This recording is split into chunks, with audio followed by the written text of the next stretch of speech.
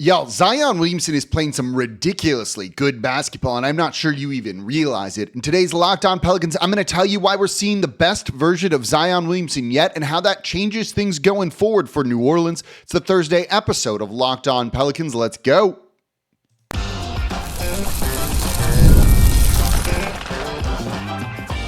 You are Locked On Pelicans, your daily New Orleans Pelicans podcast, part of the Locked On Podcast Network.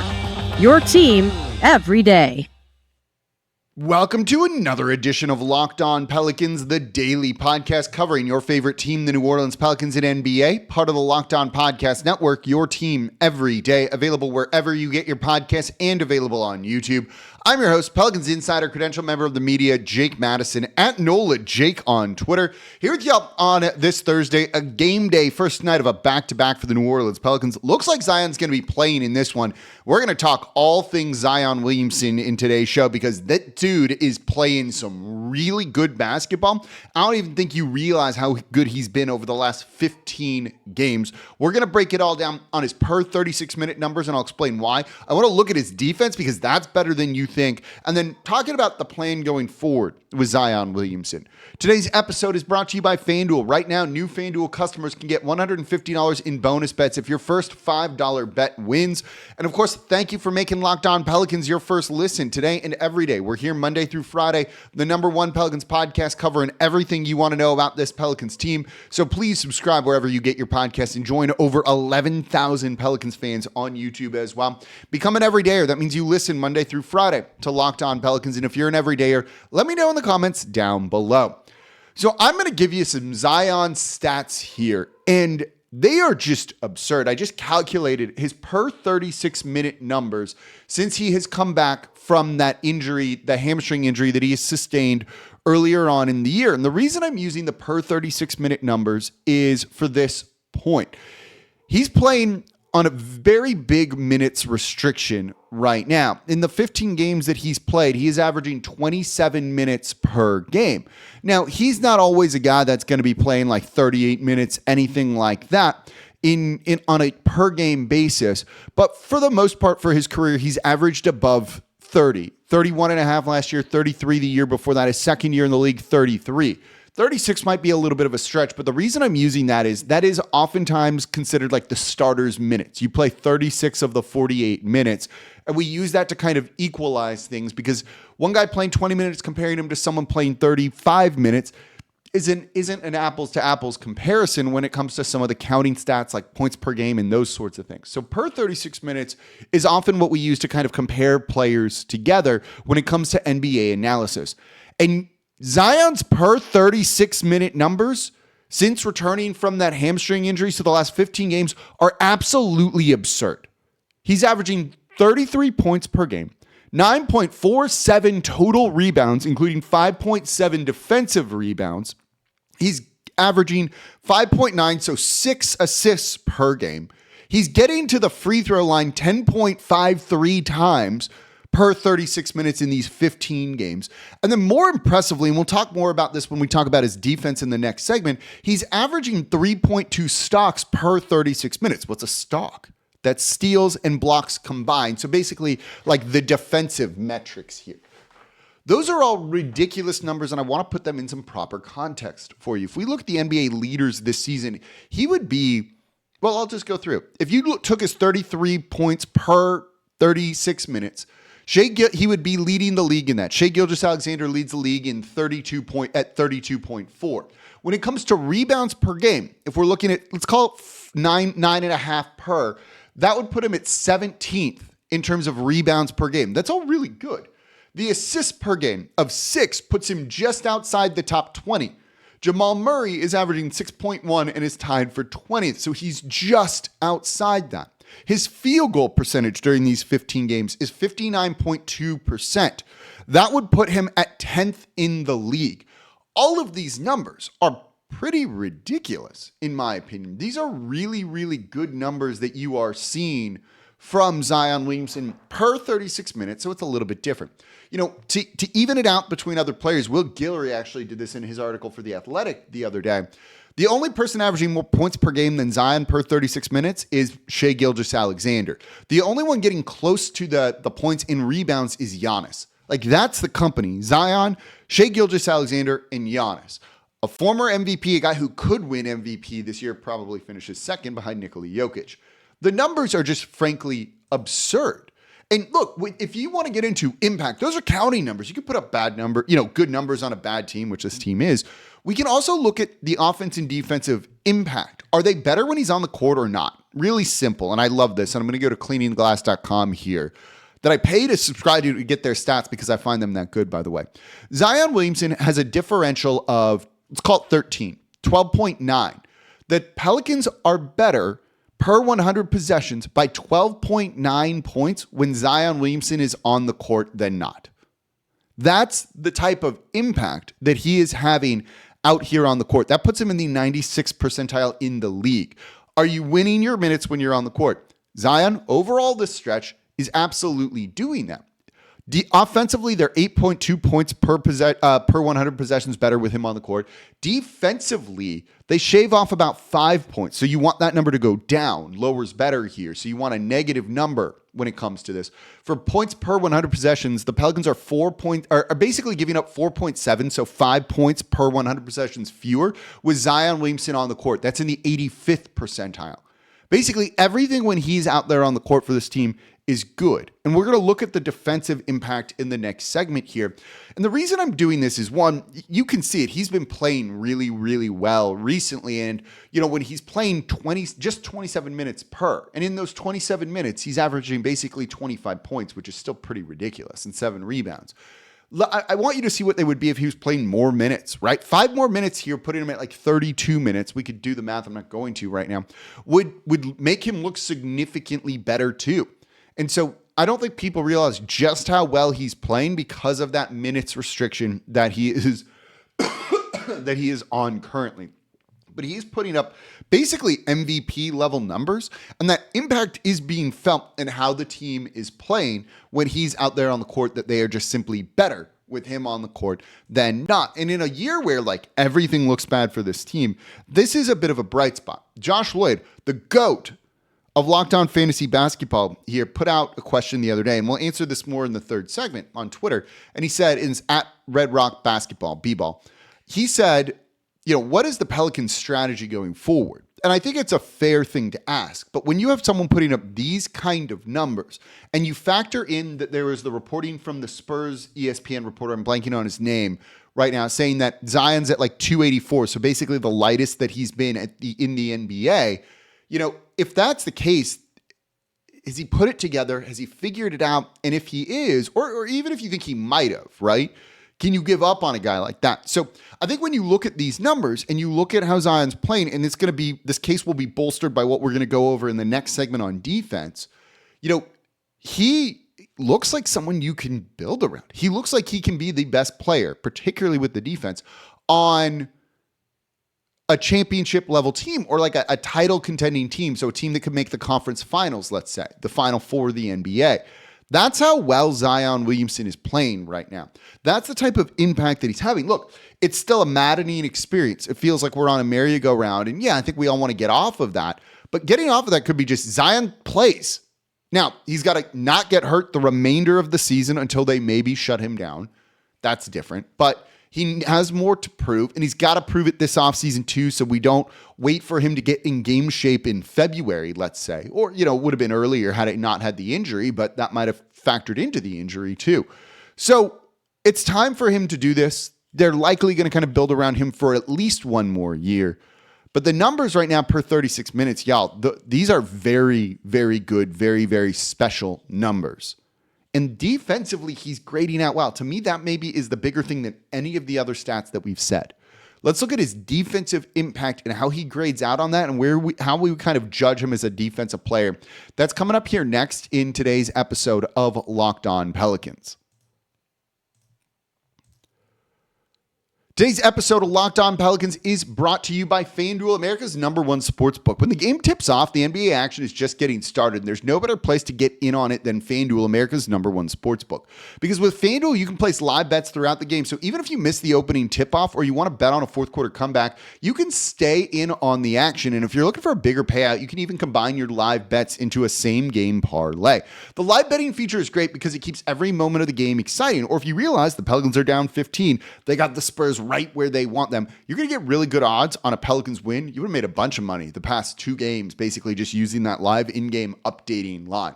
The app is super easy to use, and when you win, you get paid instantly. So right now, new FanDuel customers can get $150 in bonus bets if your first $5 bet wins. Just visit FanDuel.com to join today. That's FanDuel.com for your shot at $150 in bonus bets. Make every moment more with FanDuel, the official sports betting partner of the NBA. And thank you for making Locked On Pelicans your first listen today and every day. We're here Monday through Friday, the #1 Pelicans podcast, covering everything you want to know about this Pelicans team. So please subscribe wherever you get your podcast and join over 11,000 Pelicans fans on YouTube as well. By the way, Locked On Pelicans has a newsletter. We've got the Locked On Pelicans daily newsletter, one stop for ultimate team and league coverage delivered right to your inbox. Sign up for free now at LockedOnDaily.com. That's LockedOnDaily.com, and start your day with the all-new free Locked On Pelicans newsletter. So we are talking kind of all things Zion Williamson in today's episode of Locked On Pelicans. I just went over the per 36-minute numbers. They're ridiculous. Like, those are ridiculous numbers where he'd basically be top 10, kind of top 20 in some of them, in almost like every single important statistical category that we would be looking at, you know, in terms of the counting stats and things like that, and the field goal percentage, right? He's playing really, really well, and he looks it. He just physically looks like a different player out there on the court right now, and it's been really, really exciting to see. It's been fun watching him go out and play at the level that he is playing right now. And in a season that is completely lost for New Orleans, and you're looking for bright spots, silver linings, those kind of things, yeah, Zion playing like this, being at the right weight, kind of doing all of the right things, they're raving about him internally. Truthfully, they don't always, let me answer that question. They don't always rave about Zion internally when I talk to people within the organization. You've heard me say some pretty critical things. I've even years ago was talking about how he was falling asleep during meetings. You know, they leaked that to me to get it out there to kind of like put pressure on him because it was happening, right? I thought maybe the media would do that. So they've told me when things aren't going well with Zion Williamson, and I pass that along to y'all in certain capacities here. They're saying all of the only good things about Zion, only good things right now. And truthfully, they probably would be saying, you know, whatever's truthful. Like if he was not doing what he needs to do, they would basically say that's where that stuff comes from, right? The team leaks that stuff to people to kind of get that stuff out there for whatever purposes it might be, whether it would do any good or not. So the fact that they are raving about him does kind of say something. Grain of salt with that, of course, but something kind of just, it's one of those things where I got to be like, you got to trust me on that one, but I believe this one for sure, kind of based on everything. And look, it's backed up by what we're seeing out there on the court too. So I want to get into the defensive metrics and how Zion is playing on the defensive side of the ball, because truthfully, that to me might be the most impressive and important thing for what we're seeing when it comes to Zion Williamson, because that requires effort, and that hasn't always been the case with Zion Williamson, where, hey, this is someone who's giving his all on both ends of the court. Look, lazy guys are going to kind of take, I think, some defensive possessions off, right? So for him to come out and really commit on the defensive side of the ball, I do think says something in a very positive way about Zion Williamson, and that's what we, you know, truthfully want to see from him when it comes to this sort of thing. We want him to be committed and playing the best, you know, basketball of his career here. So let's get into the defensive metrics and how he's grading out in that and what we're seeing, because, you know, we can use stats all we want, but defense is something that is kind of hard to measure. It involves a lot of the eye test too. And look, I think we can all say Zion is passing the eye test right now. So as I said in the last segment, the Pelicans defense is about 5 points better per 100 possessions when Zion Williamson is out there on the court. And we can use a ton of other statistics to look at this and to measure this. And I'll put some of these in context because some of these aren't actually good statistics for the most part. I do not use defensive rating on an individual basis. You can go to basketball-reference, look at the per 100 possessions, and you see ORTG and DRTG. These are not individual numbers, and the Pelicans use these on the big screen before games and stuff, and they're incorrect. And you'll see other people in the media use them incorrectly too. Defensive rating is what the team's defensive rating is when you're on the court. So when Zion Williamson has a defensive rating of 116, you can look at that and go, that's fourth best on the team. That doesn't mean anything. It doesn't mean anything. That's just the Pelicans' defensive rating when he's on the court. 4 other guys have a pretty big impact on that sort of thing, right? So if you're playing with good defenders, you will naturally have a better defensive rating, even if you're not the reason for that. That's why you look at it with Zion on versus Zion off. There's a difference there because those other guys are playing without Zion Williamson at times, especially right now in a minutes restriction. So those on-off impact numbers are actually even more telling, in my opinion. So pointing that he is the best or the worst, whatever defensive rating, doesn't mean anything. CJ, of all the guys that have played significant minutes, has the worst defensive rating on the court. That doesn't mean it's CJ's fault. And when people point that out to me, it's they don't know the numbers and what they mean. There's other ways to look at that and prove your point. One of the ones, I don't love this metric anymore, but it's still got some use, is there's a stat called win shares, which is basically an estimate of the number of wins contributed by a player on offense or defense. You can do it by defense too, just sort it by defense too, or combine one. Zion's grading out as of guys who have played minutes, 1, 2, 3, 4, 5, the sixth best Pelican in terms of defensive win shares. It's not the best thing. There's a stat called defensive box plus minus. That is also actually a significantly better stat that combines a couple of other stats here into a couple of things that basically tells you, are they better than the average player? How much more are they doing than an average player? Zion grades out as actually the second best in terms of defensive box plus minus. All right, that's a little bit interesting to see when you start to look at all of these statistics. Basically, everywhere he is grading out in terms of the stats is a positive on the defensive side of the ball. We went over, the counting stats, the 3.2 stocks per 36 minutes. His that's the first time he's ever been over 3. The next closest is 2.1. And that was a couple of years ago for him per 36 minutes with some of those blocks and steal stats, right? He's active on the defensive side of the ball in a way that we haven't seen. We can even look at it, particularly with the Spurs, and I've started going back and looking at this data more and more. You can track, and it's all the stuff that I use, you can all look up yourself. This is in the box scores of NBA.com/stats. Just go click on the game you want to see and look up the matchup data in there under one of the tabs. You can see who Zion guarded for how long. Now, that's not foolproof data by any sense here. I don't need to go into a whole thing about that right now, but it can be useful to see who Zion is guarding. And one of the things that I noticed, and I watched this in the game the other night when I went back and rewatched it against the San Antonio Spurs, that second win, Zion wasn't allowing guys into the paint. We had talked about how a big part of the Pelicans' defensive problem here is guys attacking the rim, getting into the paint, then kicking it out, getting the Pelicans defense in rotation situations, which leads to open threes. If you look at the data against Zion, it was basically just a bunch of 3-point shooting against him, but no one was taking him to the rack, scoring at the rim, getting inside, getting fouled, or anything like that. He's doing a really good job of being an individual one-on-one defender. His help defense needs help.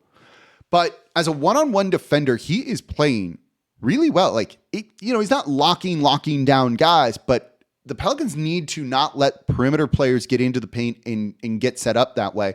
And Zion is doing a good job of not allowing that. That's a really important step. That takes you moving. Teams have often tried to pick on Zion Williamson, target him in the pick and roll. That's not working right now. That's not been working this season. His defense has been just flat out good. I don't want to call him an incredible defender. We don't need to get into hyperbole with it, but he's been a good defender. And to me, that is the biggest thing of, has he figured some of this out? Is he committed to doing, more and more things and be the type of player that we want to see him be than he ever has been before?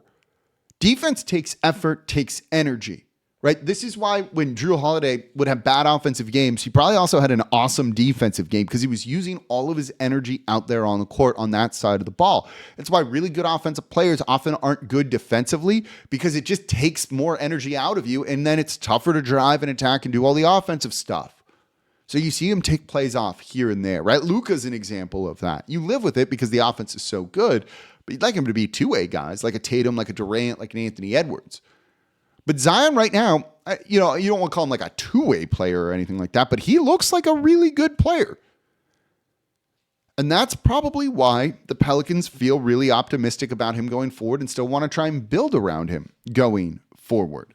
So let's look at that coming up here next. Let me know what you think in the comments down below about Zion on the defensive side of the ball or the per 36-minute numbers too. Give me your thoughts in the comments down below. We'll talk about the Pelicans plan kind of going forward a little bit here. And also a roster update. That's coming up here next in today's episode of Locked On Pelicans. Today's episode of Locked On Pelicans is brought to you by Robinhood Gold. With Robinhood Gold, you can now enjoy the VIP treatment, receiving a 3% IRA match on retirement contributions. The privileges of the very privileged are no longer exclusive, and with Robinhood Gold, your annual IRA contributions are boosted by 3%. Plus, you also get 4% APY on your cash in non-retirement accounts. That's over 8 times the national savings average. The perks of the high net worth are now available for any net worth.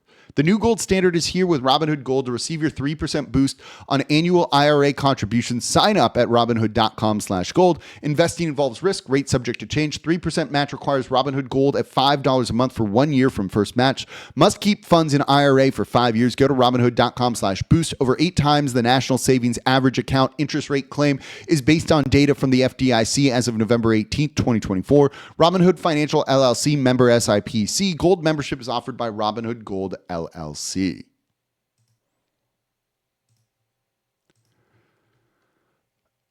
And thank you for making Locked On Pelicans your first listen today and every day. We're here Monday through Friday, the #1 Pelicans podcast, covering everything you want to know about this Pelicans team. So please subscribe wherever you get your podcast and join over 11,000 Pelicans fans on YouTube as well. We are the #1 Pelicans podcast for a reason. So now, for your second listen, Ross Jackson with Locked On Saints Combine Week. Who are the Saints having meetings with? What might they do with their first round pick? Kellen Moore is talking. They made a decision on Derek Carr. Whole lot going on with the black and gold.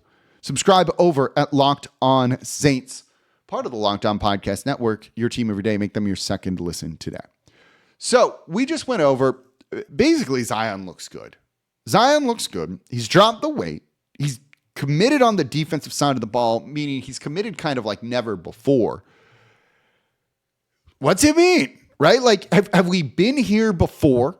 I'll answer that question. And what's it mean going forward? Because that's ultimately the most important thing here. And something about this feels different. Now, it's felt different before, and then it ends up not being different, right? Like, it's one thing to kind of be in shape, do all the right things when you're with the team where there's, fewer distractions than the off season where you're renting a home somewhere else and can do whatever you want.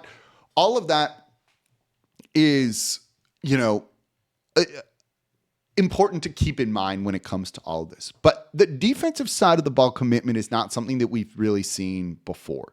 Zion has not kind of been a leader on that side of the ball, risen to the challenge on the defensive side of the ball too. And he's been a little bit lucky that there's been Herb Jones. There's been a good team defense, which he's part of too. So I don't want to knock him. I don't think he's been a bad defender. It wasn't like a bad defender last year, but I don't think he was at this level where I would call him a good defender right now. And that to me is pretty telling. You don't need to do that, right? Like, people want to rip Luka and his defense and all that stuff, but you live with that because the offense is so good. The offense from Zion is so good right now.